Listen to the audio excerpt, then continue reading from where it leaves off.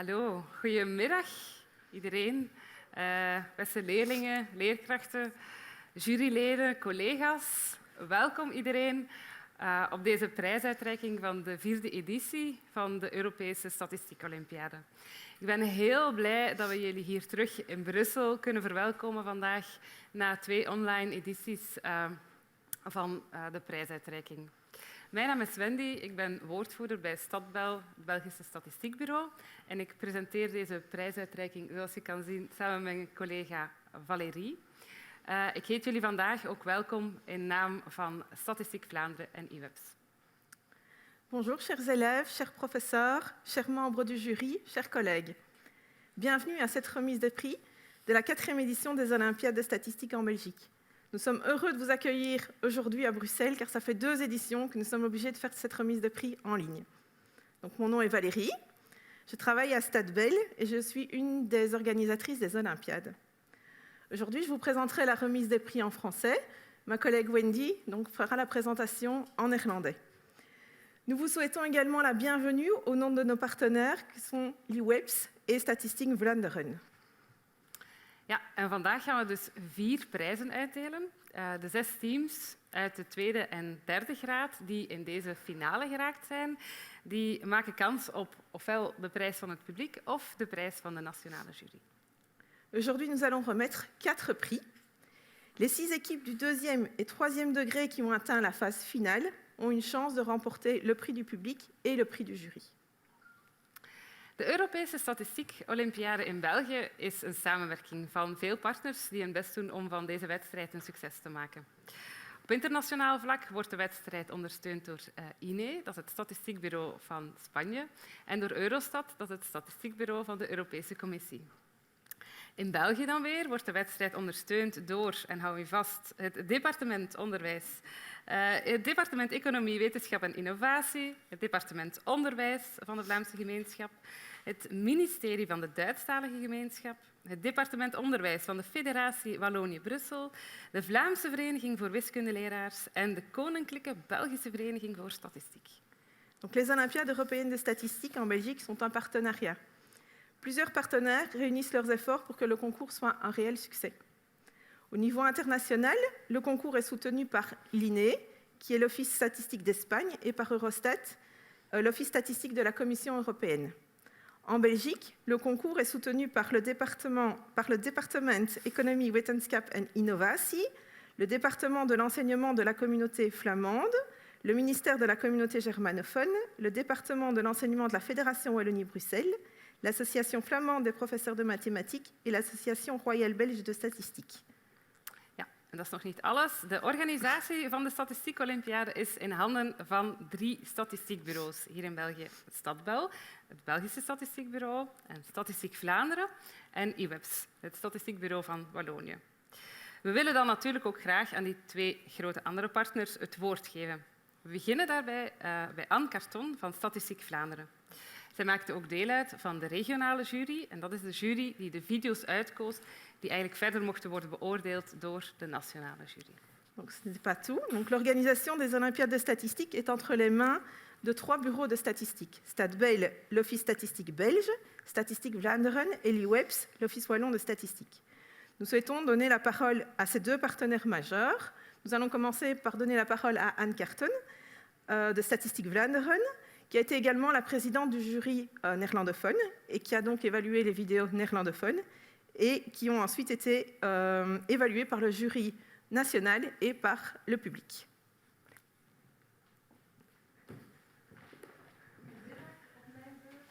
Namens Statistiek Vlaanderen inderdaad wil ik jullie ook allemaal van harte welkom heten op de prijsuitreiking van inmiddels de 4e editie van de Statistiek Olympiade in België.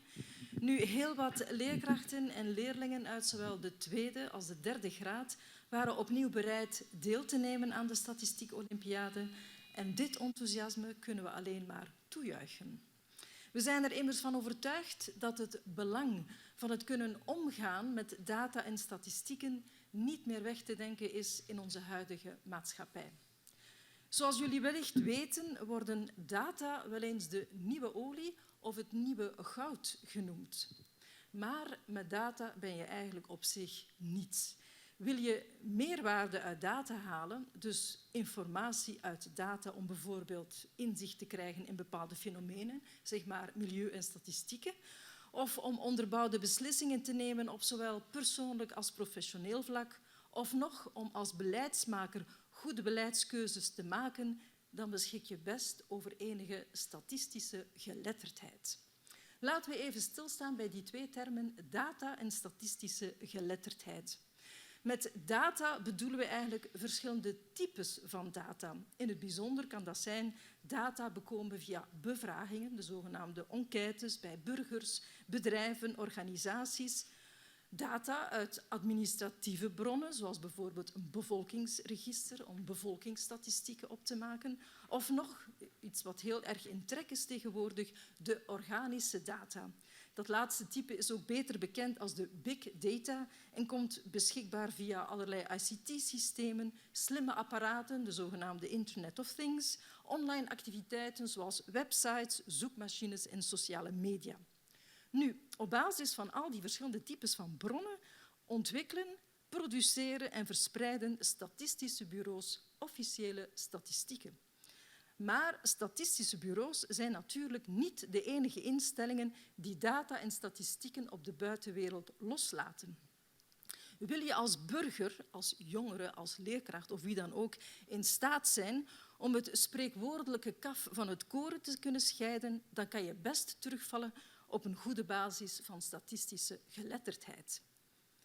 Een statistisch geletterd persoon kan, en ik verwijs even naar onze eindtermen binnen het Nederlandstalige onderwijs, kan statistieken, cijfers, tabellen en grafieken correct interpreteren, kan betrouwbare en kwaliteitsvolle data en statistieken opzoeken en gebruiken, kan kritisch nadenken over cijfers, statistieken en de manier waarop deze visueel worden voorgesteld, kan gegevens analyseren en kan tenslotte ook correct, helder en aantrekkelijk communiceren over die data en statistieken. Nu, tijdens de eerste proef in de Statistiek-Olympiade hebben we jullie statistische geletterdheid getoetst via die online toetsen. En daar jullie de kans kregen om door te gaan naar de volgende ronde, anders zouden jullie hier niet zitten vandaag, valt het dus wel best mee met die statistische geletterdheid. Dan met het maken van de video van 2 minuten over het thema milieu en statistieken kwam jullie statistische geletterdheid opnieuw goed van pas. En daarbovenop konden jullie zich ook creatief uitleven met het afbakenen van een invalshoek, het op zoek gaan naar goede databronnen, bij voorkeur officiële statistieken, het uitschrijven van het script, het maken van de video en het oefenen van de Engelse taal.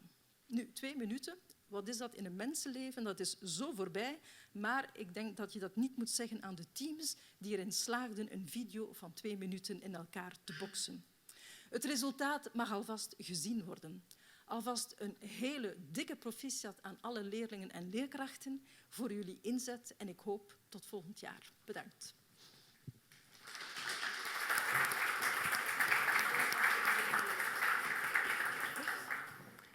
Dank je wel, Anne. Ja, dan geef ik ook dus, zoals gezegd, graag het woord aan Frédéric Visantini van UWEPS. Meneer Visantini was ook de voorzitter van de Franstalige regionale jury. Donc nous allons maintenant laisser la parole à Frédéric Visantini de l'UWEPS. Il a été le président du jury francophone et il est représentant de ce même jury au jury national. Donc, bonjour à tous. D'abord, une petite réflexion sur le fait de produire une statistique pour un office statistique comme l'UWEPS. Donc, produire une statistique, c'est en quelque sorte mettre sous les projecteurs un aspect de la vie en société et, ce faisant, inviter les acteurs sociaux à s'en emparer pour proposer des actions qui aillent dans le sens d'une amélioration du vivre ensemble. En cela, l'exercice statistique relève autant de l'aide à la prise de décision que de la contribution au débat scientifique. Alors, l'histoire de la statistique depuis près de 2 siècles est ainsi clairement déterminée par la nature de l'action publique, c'est-à-dire la manière dont l'État envisage son intervention et les sujets alimentant le débat public. La statistique a donc grandi au rythme de la respiration démocratique de nos sociétés occidentales pour intégrer successivement les grandes dimensions qu'on lui connaît aujourd'hui, démographie, comptabilité nationale, statistique du travail, mesure des inégalités, indice des prix à la consommation et plus récemment, empreinte écologique ou encore indicateurs complémentaires au PIB. Ces constructions ont toutes émergé dans des contextes politiques bien précis. Alors, tantôt initiées au sein des institutions publiques, du monde académique et scientifique ou encore du secteur associatif, certaines de ces statistiques ainsi générées se voient ensuite pérennisées, le plus souvent au sein des organismes statistiques officiels qui les intègrent dans leurs programmes structurels. Les indicateurs produits participent alors au regard que la société donne d'elle-même et se donne d'elle-même. Parfois, ils servent également à quantifier des objectifs pour l'action publique, d'où la nécessaire et fondamentale indépendance professionnelle des statisticiens. Alors, parmi les grands enjeux de nos sociétés contemporaines, la question environnementale se trouve très clairement en bonne place. Sans nul doute, le Green Deal européen et les politiques nationales s'inscrivant dans la transition vont nécessiter et provoquer une montée en puissance des statistiques environnementales dans les futurs programmes des instituts statistiques en Europe. En travaillant à mettre en œuvre les vidéos que vous avez proposées pour ces Olympiades, vous avez, chers élèves, posé les jalons de réflexion originale, fondée et argumentée sur le matériau statistique que vous avez pu trouver et que vous avez identifié comme fiable, autour d'une thématique qui fait particulièrement sens pour les jeunes générations. Vous vous êtes probablement rendu compte de combien trouver un chiffre de qualité, à placer et exploiter dans un argumentaire n'est pas toujours chose aisée. D'autant plus que, comme le sujet, l'environnement est très débattu, il existe de nombreuses opinions exprimées dans le débat public qui reposent sur des chiffres dont la validité et l'interprétation sont parfois plus que douteuses. J'espère sincèrement, au-delà des classements qui font partie de l'exercice du jeu auquel vous participez, des prix et de tous les aspects compétitifs de cette aventure, que vous avez appris, que vous êtes enrichis de cette expérience collective et que vous avez surtout pris du plaisir à cela. Alors, en mon nom, au nom de l'IWEPS, je voudrais toutes et tous, chers élèves, vous remercier pour votre implication. Je voudrais également avoir un mot de gratitude envers les enseignantes et les enseignants qui vous ont accompagnés et soutenus dans votre parcours. J'en profite également pour remercier tous les membres du jury francophone que j'ai eu le plaisir de présider. Et enfin, remercier Stade Bell et l'équipe des Olympiades, je pensais que vous aviez disparu, et l'équipe des Olympiades, Valérie, Wendy, Sophie, pour votre travail fondamental et très très apprécié dans l'organisation de cette belle expérience de collaboration interfédérale. Merci.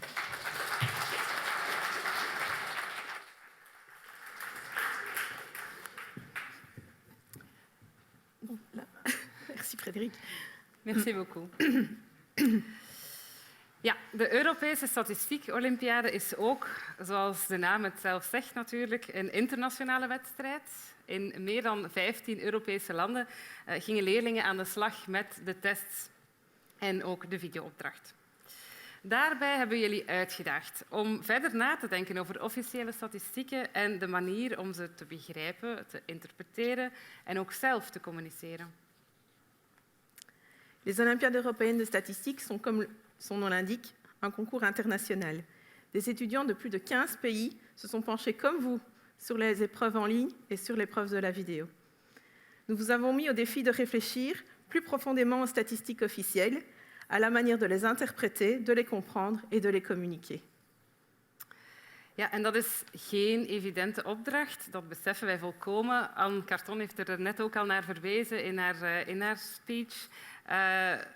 Statistische geletterdheid is een thema, ook op internationaal vlak. Zijn er een aantal sprekers die ermee voor proberen zorgen om mensen beter met statistiek om te laten gaan. Een van hen is de Britse auteur Tim Harford. Hij maakt er podcasts en video's over en schreef ook een boek, How to Make the World Add Up. We hadden hem er graag vandaag bij gehad, maar dat is helaas niet mogelijk gebleken.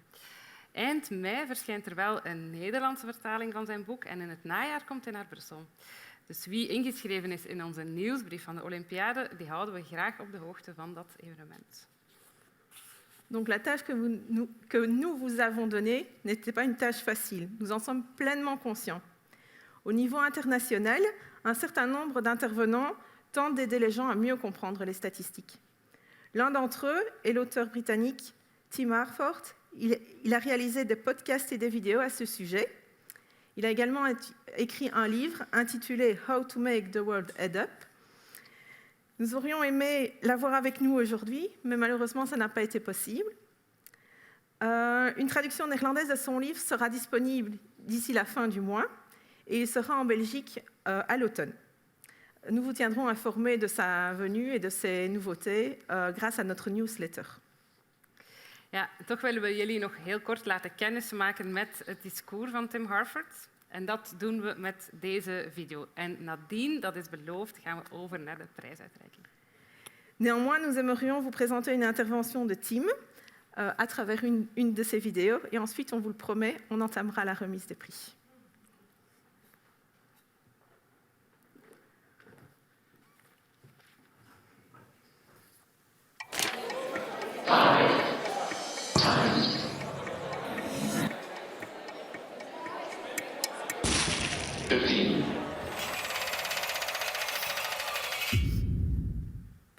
Well, thank you so much, Daisy, and thanks everyone for tuning in. Let me just read you a paragraph that caught my attention when I was a young man. You can make an estimate of how many children have been born into a Dutch or Danish family by counting the storks' nests on the roof of the house. In statistical terminology, it would be said that a positive correlation has been found to exist between these two things. So those words were written by a journalist called Darrell Huff. Darrell Huff wrote the most successful book ever written about statistics. It's called How to Lie with Statistics, and it was published in 1954. And it's brief and it's witty, and it's a great book. He made Darrell Huff a nerd hero. People like Ben Goldacre, for example, have praised him, or Charles Whelan, the author of Naked Statistics, which he describes as an homage to Darrell Huff's book. And yeah, so too did I devour this book when I was a young man. When I was a teenager, I have to say, I didn't spend a lot of time checking out information about bodybuilding. I was there for the statistics, and Darrell Huff's book was giving me the statistics that I needed. Of course, it also raised the fascinating question of where babies come from. And as Darrell Huff pointed out, maybe storks, because in houses where there are a lot of babies, there are also a lot of storks. Of course, you may be wondering at how that trick is done, and Darrell Huff, of course, explains. Big houses attract big and potentially big families, and big houses have more chimney pots on which storks may nest. Of course, you can prove anything with statistics. In fact, there is a peer-reviewed scientific paper titled Storks Deliver Babies, P equals 0.008, not joking. And all the zeros after the decimal point is proof that that's not just a chance relationship. There's something really solid there. And in the example that Darrell Huff gives, there's something that's really solid is you've got a big house, there's a lot of room for babies, and a lot of room for storks. But much as I love Darrell Huff's book, I've become increasingly concerned about what it represents. The sheer fact that the most popular book ever written about statistics is, from cover to cover, a warning about misinformation. Tells us something about this defensive crouch that we've kind of got into whenever we're faced with a statistical claim. I mean, Darrell Huff's very clear about this. He says, the crooks already know these tricks. Honest folk must learn them in self-defense. Self-defense. This is a vision of numbers as political weapons or tools of advertising agencies. And of course, they can be that. And Darrell Huff made it all very funny. He made it all seem like a game. It was like stage magic. And I'll show you how the magician achieves the effect of pulling the rabbit out of the hat. And that's all good fun. But of course, you must never, ever think that it's real. You must never, ever be fooled. So that's fine, I suppose. What really started to make me uneasy was the realization that in the very same year that How to Lie with Statistics was published, 1954, that's also a landmark in the history of epidemiology. That's the year that two British statisticians, Richard Doll and Austin Bradford Hill, produced some of the first compelling evidence that smoking cigarettes dramatically increases your risk of cancer. I was actually in Richard Doll's house just last week. It's part of an Oxford college. And I was told the story as he presented the research, and everybody in the room was smoking, and they all stubbed out their cigarettes. And then they said, go and check. You want to be sure. Because it's not a game. It's not about propaganda. It's about trying to understand how the world really works. It's about trying to uncover important truths about the world. I noticed that people are celebrating the invention of radar today because it's the anniversary of the Battle of Britain. And I think of statistics as a kind of radar. You can identify all kinds of things coming in at you, threats coming in at you, such as the fact that cigarettes will give you cancer, or the coronavirus. Or you can just try and understand the world, the economic booms and busts, or environmental problems, or demographics. There are nearly 8 billion people on the planet. You can't hope to understand any of this without statistics. So the way that Doll and Bradford Hill were telling the story, it's not a game at all. This is life or death stuff. And their research, which was extremely careful, was no trick. It saved tens of millions of lives. So in 1954, this remarkable year, these two different visions of statistics, the one that really mattered and the one that got all the attention, they came to public view at the same point. And that might be just a historical curiosity if it wasn't for the fact that 1954 was also the year that the tobacco industry first started to roll out their response to research such as that published by Richard Doll and Austin Bradford Hill. They had a bit of a problem. Their product was killing people. You think about the kind of things people worry about today, like gluten and stuff like that. I mean, cigarettes are seriously, seriously dangerous products. How on earth, in the face of this growing scientific evidence, how on earth do you persuade people to keep on smoking? How do you keep the regulators at bay? How do you keep the lawyers at bay? How do you fend them all off? Well, the tobacco industry's strategy was, with hindsight, brilliant. They realized they didn't need to prove that cigarettes were safe because people who smoke want to believe that already. They don't want to think that they're killing themselves. All the tobacco industry had to do was to muddy the waters, was to give people some reason to believe that maybe they weren't dangerous. Give them a cognitive foothold to cling to. Give them some reason to doubt. And that's where I start to get really uncomfortable about Darrell Huff and How to Lie with Statistics. Because once you start viewing the whole world of statistical and numerical claims, the whole world of scientific evidence, the whole world of expertise, once you start viewing that as basically a bit like storks delivering babies, it's full of spurious correlations, full of fake news. Once you think about the world that way, you've kind of given up, haven't you? You said, well, I'm not going to believe anything. And if I don't believe anything, well, at least I won't be fooled. There's a story about Galileo, the great scientific pioneer, being persecuted by the Catholic Church and saying to the cardinals, just look through the telescope. I've got the telescope right here. Just take a look. You'll see the moons of Jupiter. And the cardinals refused to look. They thought it was some kind of trick, some sort of dark magic in the telescope. Now, we laugh at that sort of idea now, and the medieval superstition of it. I mean, in truth, the story has probably been rather exaggerated over the years. But I don't think we should be laughing. I think the joke's on us. Because I see statistics as a kind of telescope as well. A bacteriologist would use a microscope. Somebody trying to fend off the Luftwaffe would use radar. Somebody trying to look at the stars would use a telescope. And economists and epidemiologists and demographers and neuroscientists and all kinds of people. Well, our telescope is statistics. And I'm surrounded by people today who refuse to look through the telescope of statistics for exactly the same reason that the cardinals allegedly refused to look, because they were frightened of being tricked.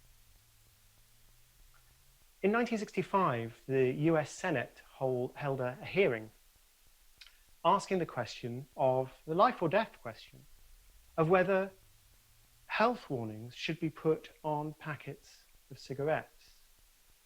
And experts were called in to testify all the epidemiological evidence, all the reasons to believe that smoking could harm your baby if you were pregnant, could give you heart disease, could give you lung cancer. All of these experts came in.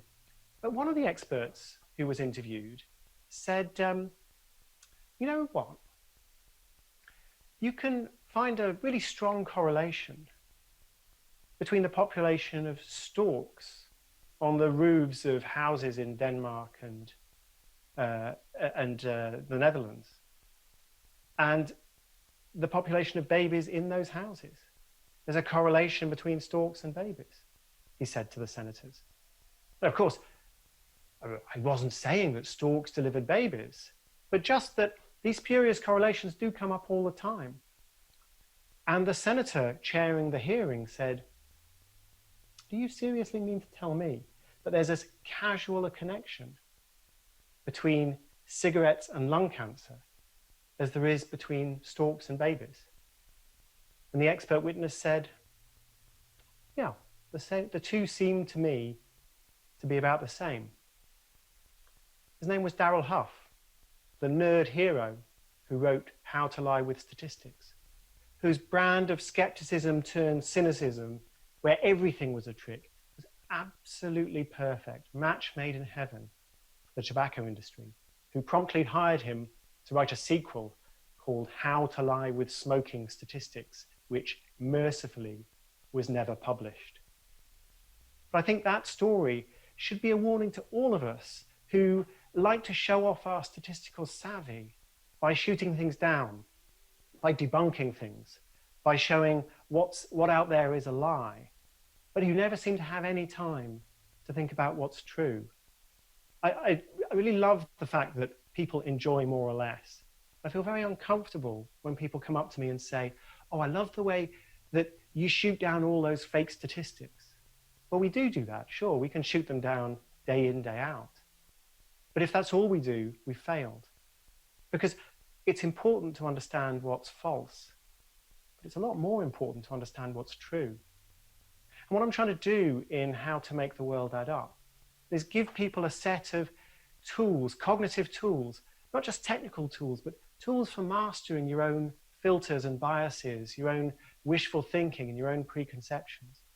And these are tools that I would hope anybody can use to empower themselves, to think for themselves, to see what's true about the world more clearly, rather than just dropping into that defensive crouch that says it's all fake, you can't believe a thing. I hope I've succeeded. And if I have, I hope more people are going to be picking up this statistical telescope and gazing around, unafraid of what they might see. Thanks so much for listening.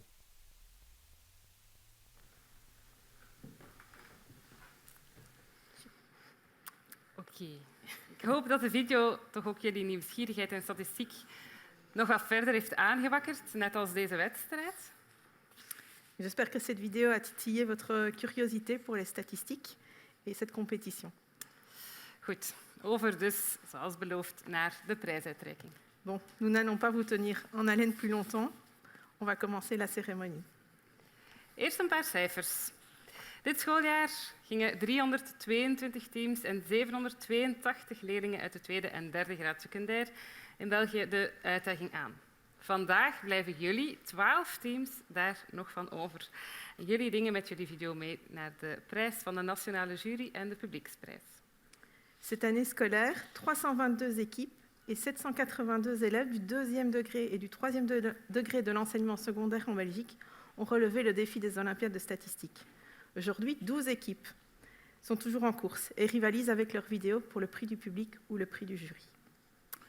En zoals jullie weten, alle teams die doorgingen naar de tweede proef, kregen dezelfde opdracht. Maak een video rond het thema wat vertellen officiële statistieken over het milieu in jullie land.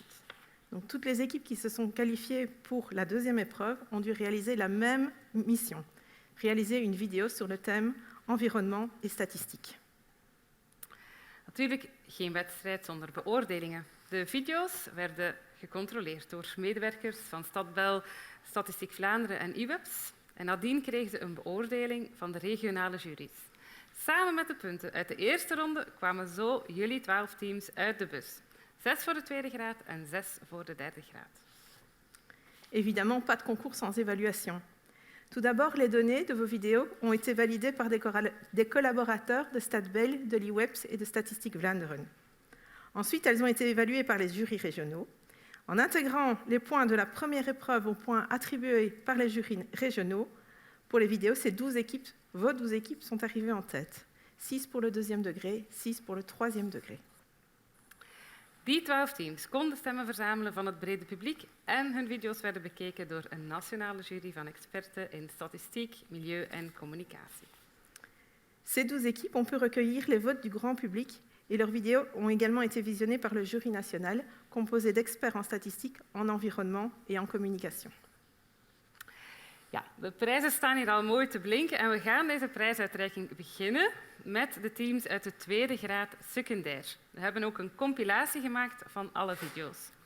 Donc nous commençons par les équipes du deuxième degré et nous allons regarder une compilation de leurs vidéos.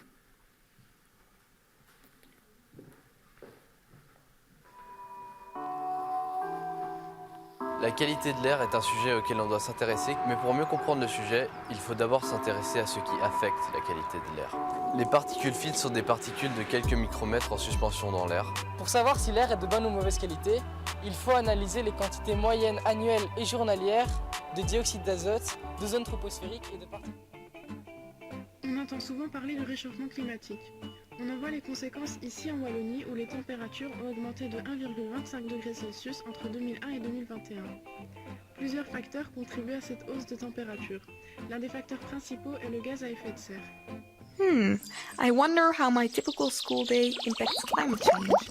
In Belgium, in 2020, 20.4% of energy was used for households, of which in 2019, 11.9% to heat water. In the EU, agriculture caused 11% of total greenhouse gas emissions in 2019. If I were to show you this graph, how do you think it would continue? You'd probably think it would quickly fall, as it has done in the past. But would it change your mind if this graph represented the amount of carbon dioxide in the atmosphere?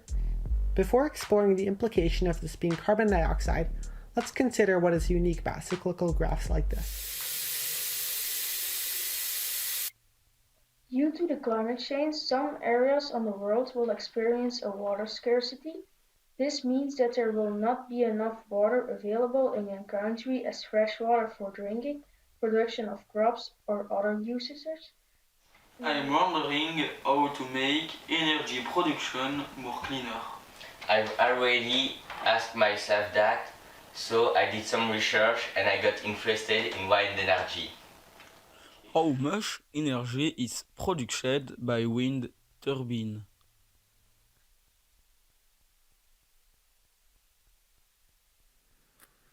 Voilà. We reiken dus als eerste de publieksprijs uit. Als je bij de laatste 3 teams hoort, dan nodig ik jullie hier uit naar het podium. Want dan krijgen jullie een trofee en een medaille. En bovendien een cadeaubon die jullie achteraf via mail nog krijgen. Donc, ma collègue Valérie va assister pour la présentation pour l'instant. Donc, nous allons attribuer d'abord le prix du public. Si vous faites partie des 3 dernières équipes, je vous inviterai ici pour monter au podium. Les équipes qui terminent dans les 3 premières places aujourd'hui recevront un trophée, une médaille et un chèque cadeau que nous enverrons par e-mail par après. Bovendien mag elk team dat vandaag een van de hoofdprijzen wint, zijn video ook doorsturen naar de Europese fase. Donc toutes les équipes qui remporteront l'un des principaux prix aujourd'hui continueront l'aventure au niveau européen. Net als vorig jaar kon ook het publiek mee een winnaar bepalen, door op zijn of haar favoriete video te stemmen. In totaal stemden zo 3000 mensen mee voor deze prijs. Donc, tout comme l'an dernier, le public a pu également élire un vainqueur en votant pour sa vidéo favorite. Au total, 3000 personnes ont voté pour ce prix. Ik zal de teams aankondigen van de laatste tot de top 3. Donc, je vais proclamer les équipes de la dernière place jusqu'au top 3.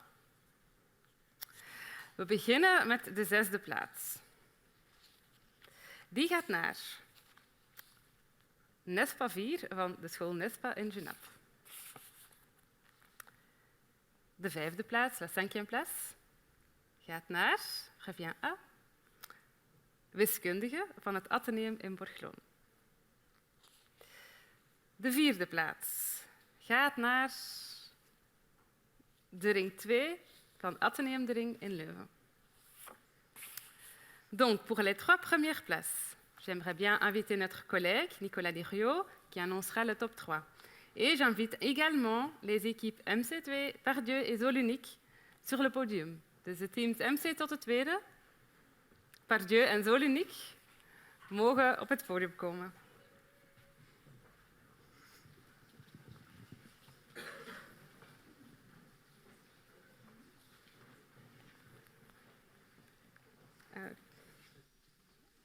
Oui, bonjour. Voilà. Sur place. Voilà. OK. Tout le monde est là? Oui. OK. Donc, Nicolas, bonjour. Bonjour. Tu es membre de notre équipe communication et diffusion au sein de SATBEL, et également membre du jury national depuis quelques années. Qu'est-ce que tu as remarqué cette année-ci? Comme toutes les années, ce qui m'impressionne le plus, c'est la qualité et la diversité des vidéos qui sont présentées. Et cette année, encore plus, je dirais, que les autres années, surtout avec un thème que j'ai trouvé pas évident. Et chaque équipe a su faire une vidéo d'abord de qualité, même les équipes qui ne sont pas sur le podium, et puis une vidéo originale. Aucune équipe parmi les 12 participants n'a livré le même thème, n'a eu le même angle, et ça, c'était assez impressionnant.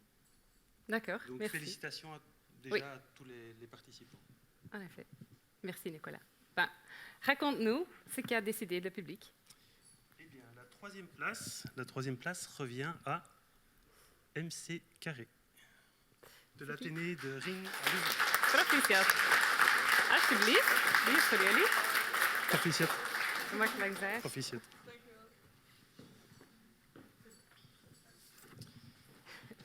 Alors évidemment, je ne vais pas annoncer le deuxième, mais le premier. Le prix du public pour le 2e degré de l'enseignement secondaire revient à Zolunik de l'école européenne à Bruxelles. Félicitations. Voilà, félicitations. Merci beaucoup. Félicitations pour votre victoire. Vous êtes maintenant l'un des représentants belges pour la phase européenne. Quel est votre sentiment suite à cette annonce? Forcément, on est content. Et du coup, on veut remercier tous ceux qui ont voté. Et aussi nos professeurs, Monsieur Philippe Ferry et Fred Jossy qui est venu ici. Monsieur Fred. Et voilà. D'accord. Merci. Merci à vous.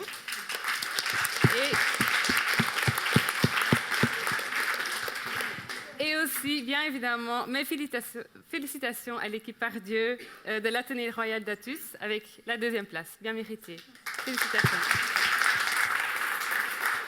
Voilà, ça c'est pour vous. Félicitations. Merci. Voilà, merci. Oui, vous pouvez passer par là.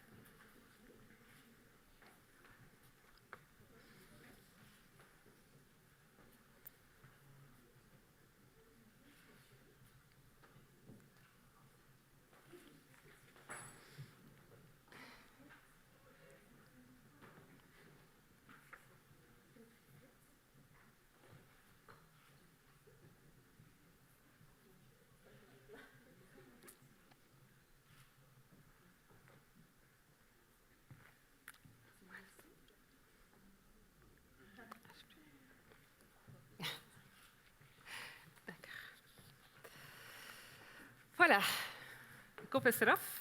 Dat was de eerste prijs. Dan gaan we nu over naar de prijs van de nationale jury. Donc voilà, le premier prix vient d'être attribué.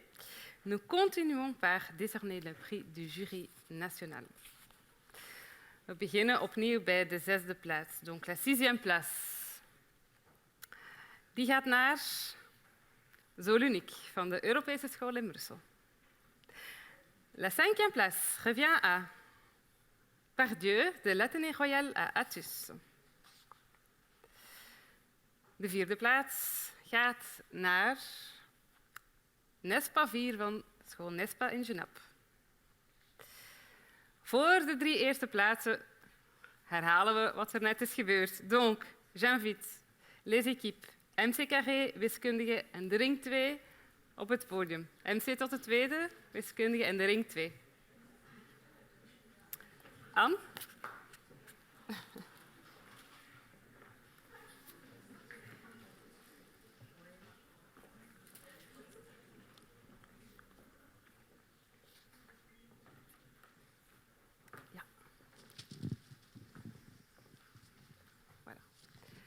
En het is deze keer Anne Carton van Statistiek Vlaanderen die de prijs zal bekendmaken. Anne, vertel ons maar wat het publiek heeft beslist. We gaan jullie niet langer in de spanning laten. Hè. Er is al genoeg spanning opgebouwd door Wendy. Dus, maar we beginnen met de 3e plaats. En de 3e plaats gaat naar wiskundige van het Atheneum in Borgloon. Proficiat.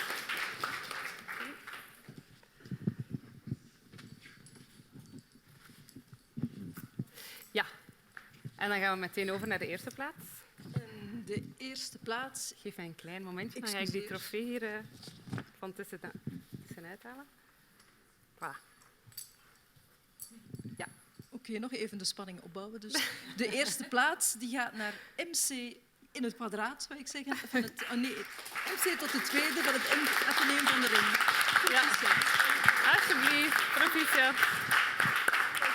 Wacht, blijf nog even staan, blijf nog eens. We willen natuurlijk ook van jullie graag een woordje. Een woordje van de winnaars. Voilà. Dus jullie mogen ook België gaan vertegenwoordigen op het Europese niveau. Wat doet dat zo? Ja, dankjewel zeker.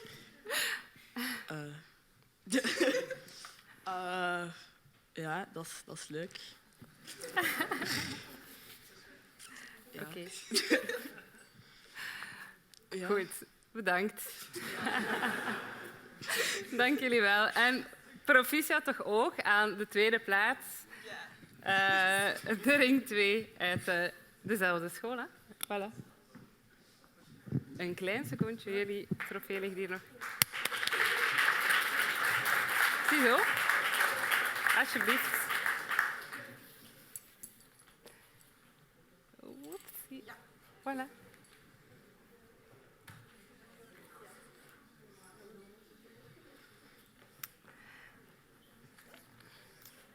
Ja, en uit naam van de organisatie wil ik ook echt zeggen dankjewel aan alle deelnemende teams. Heel goed gedaan. Jullie zijn tot hier geraakt, dus sowieso al proficiat. Merci à toutes les équipes du deuxième degré et félicitations aux vainqueurs.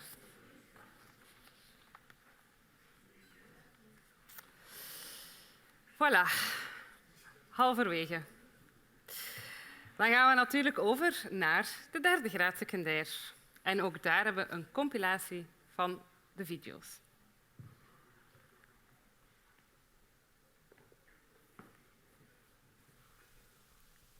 Gas emissions from cars has a significant impact on the environment, but people are becoming aware.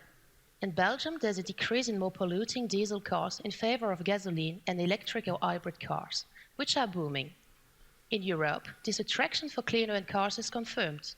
On the 14th, 15th and 16th of July 2021, Belgium was hit by disastrous and unprecedented floods. The Royal Meteorological Institute of Belgium, RMI, has clearly established that global warming increases the risk of extreme events, such as these floods. Why aren't there more people driving electric cars? The Belgian government dictated that from 2029 on, all newly sold cars have to be electric. Since 2019, there has been a rising trend in the number of electric cars. Nonetheless, hybrid cars are much more popular to the Flemish inhabitants. As the sea level rises, coastlines creep inland and storms get worse, people and nuclear reactors around the world face new challenges and problems. We are Team Arctica and my name is Thibaut. I am Arnie. And I am Chiara. In this video, we are going to focus on the rise of the sea level. In this video we are going to talk about waste, more precisely municipal waste in Belgium. This is the waste managed by the municipality. Produced 4,670,000 tons of municipal waste in 2018. België wil de kerncentrales sluiten, maar hebben we wel genoeg hernieuwbare energie?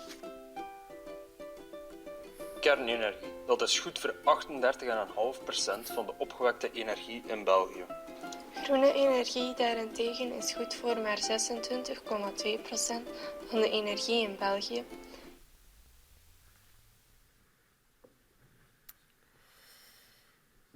Voilà. Mooi. We gaan beginnen met de prijs van het publiek, zoals we daarnet ook gedaan hebben. Hetzelfde herhaalt zich voor de derde graad. Donc, on commencera par le prix du public pour le troisième degré. En ik wil ook vragen, telkens als er een teamnaam genoemd wordt, om deze keer toch te applaudisseren, ook al gaat het om de 6e plaats. Proficiat dat jullie hier geraakt zijn, dat verdient sowieso een applaus. Donc, je vais vous demander d'applaudir même si c'est la 6e place. Déjà, félicitations que vous êtes ici aujourd'hui. Vous êtes un des meilleures équipes de toute la compétition. Dus als eerste, de 6e plaats. Die gaat naar 6 TW van Vlot Campus Sint-Laurentius in Lokeren.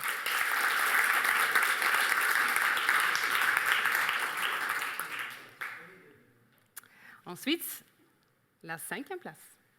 Elle revient à QHA du Collège Notre-Dame des Trois-Vallées à Rixensart.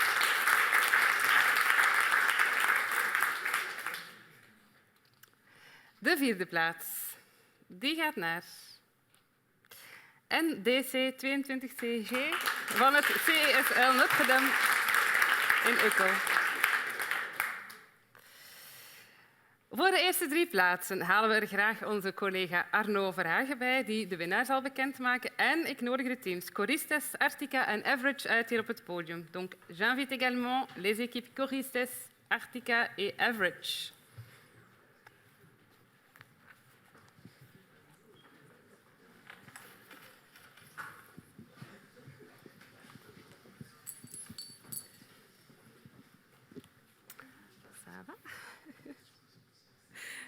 Ik ga me hier zetten.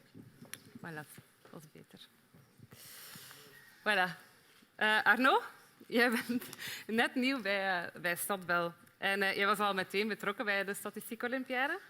Wat vond jij zo van de video's die je gezien hebt? Ja, ik was social media manager voor de Statistiek Olympiade en ik heb natuurlijk al die likes en shares en reacties zien binnenkomen. Ja, ik ben natuurlijk ontzettend benieuwd wat het grote publiek de beste video vond. Ja. We gaan al die leerlingen niet langer in spanning houden, dus vertel ons, waar gingen de stemmen van het publiek naartoe? Oké. We beginnen met de 3e plaats en die gaat naar Arctica van het Technisch Instituut Don Bosco in Halle. Oh. Proficiat. Alsjeblieft.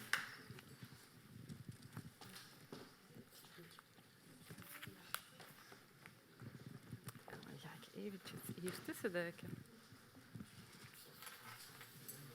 Voilà.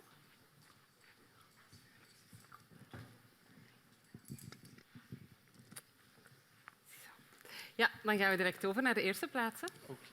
De publieksprijs voor de 3e graad secundair onderwijs gaat naar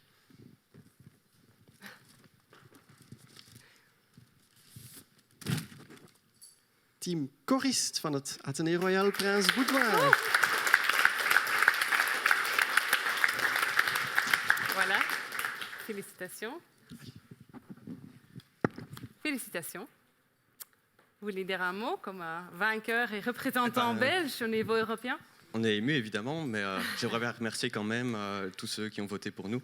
c'est quand même important. Et puis Cory qui est là, notre prof. Et Laurie quand même qui a fait la voix de la vidéo, qui n'est pas là aujourd'hui. Merci. Encore félicitations. Et natuurlijk ook proficiat aan Team Average van het Technisch Instituut Don Bosco in Halle met jullie mooie tweede plaats. Voilà. En deze is voor jullie, alsjeblieft. Kelly?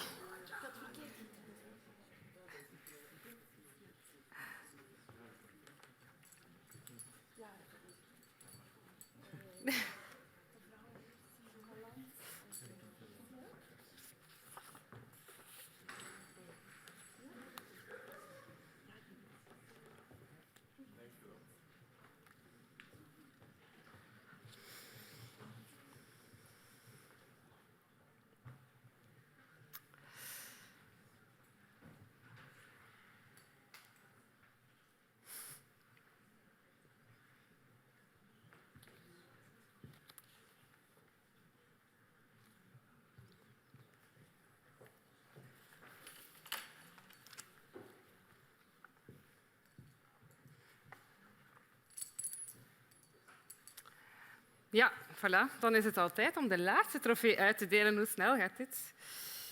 Voilà, nous arrivons à la remise du dernier trophée.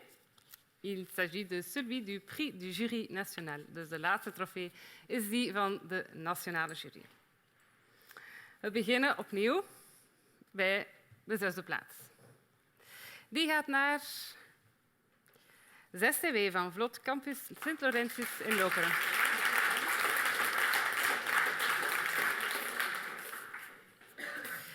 Ensuite, la 5e place revient à QHA du Collège Notre-Dame des Trois-Vallées à Rixensart. De 4e plaats die gaat naar Artica van het Technisch Instituut Don Bosco in Halle. Donc, pour une dernière fois, pour les 3 premières places, j'aimerais appeler Monsieur Frédéric Visantini de l'IWEPS et les équipes NDC 22 CCG, Average en Choristes op het podium. De teams Choristes, NDC 22 CCG en Average mogen op het podium komen.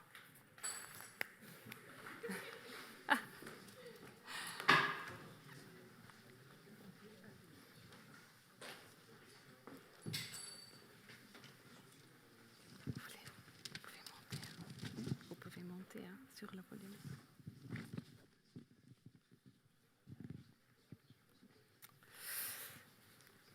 Voilà, tout le monde est bien installé. Iedereen klaar? Goed. Monsieur Visantini, est-ce que vous pourriez nous annoncer le top 3 du jury national? Bien sûr, Wendy.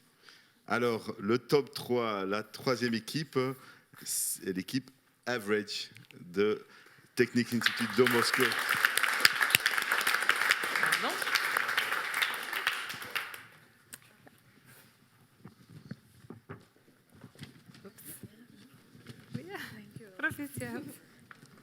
Proficiat. Et voilà.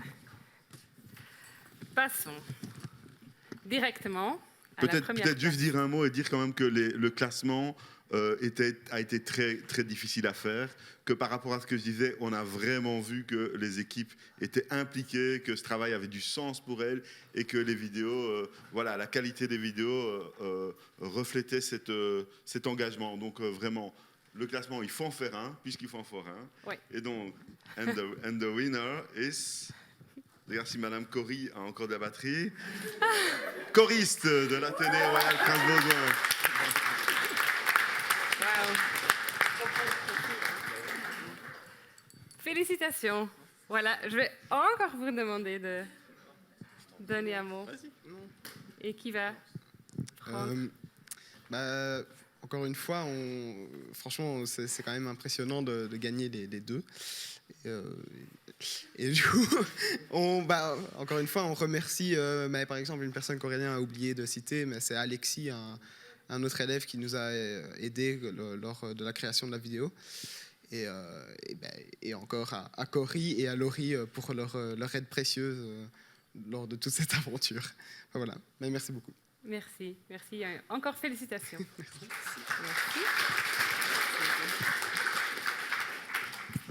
Et attendez, car NDC 22 CCG, oui, vous n'avez pas choisi un nom trop facile, hein? Certainement pas pour moi. Bon, félicitations pour votre deuxième place. Et en plus, j'arrive avec une bonne nouvelle. Donc, dans le règlement, il est stipulé que si une équipe remporte le prix du public et le prix du jury, ce qui est le cas ici avec l'équipe choriste, c'est alors l'équipe arrivée deuxième du prix du jury qui est sélectionnée pour la phase européenne. Donc, félicitations. Hein, vous voyez,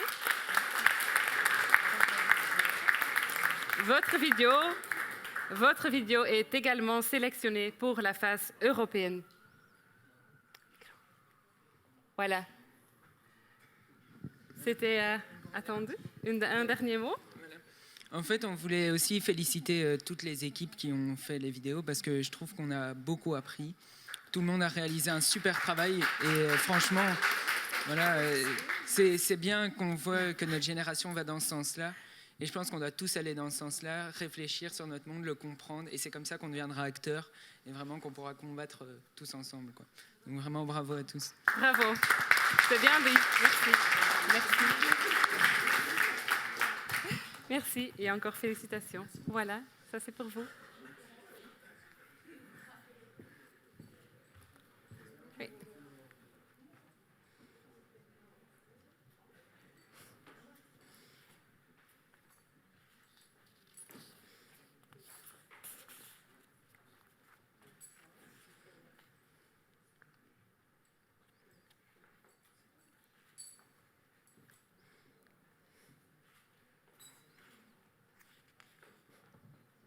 Voilà, en ook hier bedankt aan alle teams uit de derde graad secundair en proficiat aan de winnaars. Merci à toutes les équipes du troisième degré de l'enseignement secondaire et félicitations à tous les lauréats.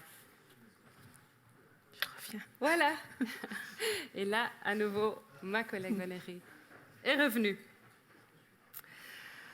Ja, natuurlijk, nog eventjes kort, wat gebeurt er nu na vandaag? Alle prijzen zijn uitgedeeld, maar de 4 winnende teams, MC tot tweede, Zoluniek, Chorist en ook NDC 22 CCG als bijkomend team, mogen hun video doorsturen naar de Europese fase. Daar worden de video's opnieuw bekeken door een jury, een Europese jury deze keer, die begin juni hun laureaat zullen bekendmaken. En wie de hoofdprijs wint in de tweede of de derde graad, die mag die persoonlijk gaan afhalen op 27 juni in Madrid. Donc, que se passe-t-il après aujourd'hui? Donc, les 4 équipes gagnantes, MC Carré, Zolunic, Choriste et également NDC 22 CCG, même pour moi, ce n'est pas très facile à dire, pourront envoyer leurs vidéos à la phase européenne. Nous nous chargerons de les envoyer pour vous lundi. Et vos vidéos seront maintenant visionnées par un jury international, un jury européen composé d'experts et qui annoncera le lauréat début du mois de juin. Alors, les lauréats des prix du 2e et du 3e degré pourront venir rechercher leur prix en main propre à la cérémonie de remise des prix qui aura lieu à Madrid le 27 juin. Ja, het is dan bijna tijd om af te sluiten met een drankje hier in de paas hiernaast. Maar we willen eerst toch nog graag een paar mensen bedanken. Bedankt aan Annabel, aan het team van de communicatiedienst van de FOT Economie voor alle goede zorgen.